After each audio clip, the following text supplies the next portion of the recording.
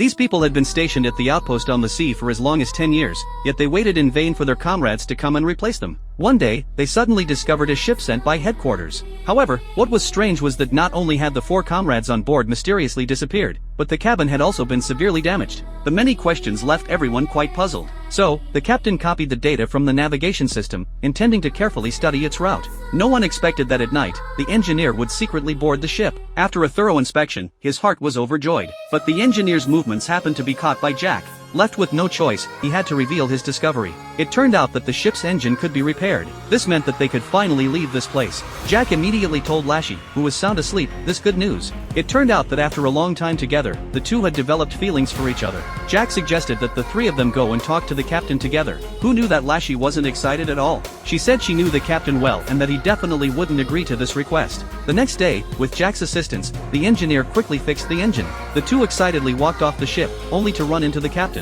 He directly refused Jack's request and said that until the soldiers replacing them arrived, no one was allowed to leave the outpost. Jack was about to argue with the captain, but the captain showed no mercy and directly took out the pistol at his waist. Fortunately, with Lashy's persuasion, the captain finally agreed to sit down and discuss together. After some discussion, the captain decided to first send 2 people to leave the outpost by ship. After reaching the action center, they would have headquarters send another team over to take over or bring back information and supplies. Lashy volunteered to stay, and the captain naturally couldn't leave. So, only Jack and the engineer could drive the ship back. However, just as the 2 were packing their luggage, the watchtower once again sounded a piercing alarm. It turned out that the radar had detected another unidentified ship. Because the distance was relatively close this time, the captain ordered to directly sink it with artillery. But Jack discovered that the ship he had towed back before was gone. And now, the target they were attacking was the only hope of leaving here. It seemed that the captain wanted to completely cut off their thoughts of leaving, so he deliberately loosened the cable to let the ship drift away. After learning the truth, the engineer could no longer endure it.